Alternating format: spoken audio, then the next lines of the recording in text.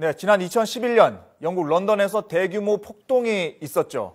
당시 한 흑인 청년이 경찰의 총에 맞아 숨지는 사건이 이 폭동의 도화선이 됐었는데요. 영국 법원은 최근에 당시 경찰의 총격이 적법했다는 판결을 내렸습니다. 하지만 법원이 경찰에 면죄부를 줬다는 비판 여론도 지금 거세다고 하는데요. 런던 특파원 연결해서 자세한 소식 알아보겠습니다. 김은건 특파원. 네, 런던입니다. 네, 먼저 총격 사건의 진상과 판결 내용부터 정리해 주시죠. 네, 문제의 사건은 지난 2011년 8월 초 영국 북부의 토트넘에서 일어났습니다. 당시 29살의 흑인 청년인 마크 더건은 택시를 타고 가다가 총기와 마약 밀매 용의자로 경찰의 검문을 받았고 이 과정에서 경찰이 쏜 총탄을 맞고 숨졌습니다. 당시 경찰은 더건이 총기를 갖고 있다고 보고 총을 쐈다고 밝혔는데요. 유족들은 더건이 폭력 조직과 무관하고 총기도 휴대하지 않았는데 억울한 죽음을 당했다면서 관계자에 대한 처벌을 요구해왔습니다. 하지만 사건이 일어난 지 거의 2년 반 만에 런던 법원은 경찰이 적법하게 대응을 했다는 배심원 판결을 내놨습니다. 배심원단은 더건이 당시 총을 휴대하지 않았지만 경찰은 더건이 총을 갖고 있다고 보고 대응했기 때문에 문제가 없다고 판단한 것으로 보입니다. 네, 그런데 이번 판결이 경찰에 면죄부를 준 거다 이런 지금 논란이 나오고 있죠? 네, 유족들과 변호인 측은 더건이 억울하게 살해된 것이 분명하다면서 정의를 위해서 끝까지 싸우겠다고 밝히고 있습니다.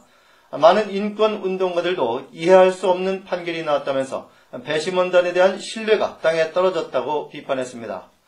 특히 배심원단은 8대2로 더건이 총격을 받을 당시 비무장 상태였다고 결론을 내렸는데도 경찰의 행동이 정당했다는 판단을 내려서 논란이 커지고 있습니다. 일부 목격자는 더건이 항복하는 듯한 모습을 보였는데도 경찰이 총을 쐈다면서 경찰이 부당하게 처형을 했다고 증언하기도 했습니다. 결국 경찰의 총격이 정당방위가 아니라는 점을 더건 측이 입증하지 못했기 때문에 이번 판결이 나온 것으로 보입니다.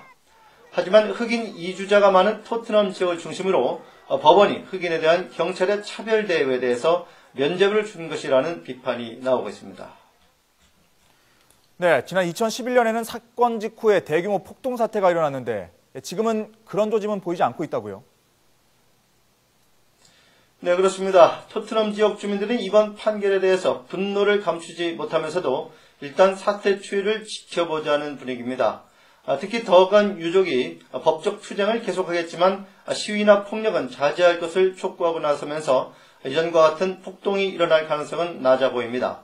런던 경찰도 흑인 사회를 중심으로 한 여론의 향배에 촉각을 곤두세우고 있는데요. 이번 판결을 환영한다면서도 경찰에 대한 흑인 사회의 신뢰를 되찾기 위해서 모든 노력을 기울이겠다고 밝혔습니다.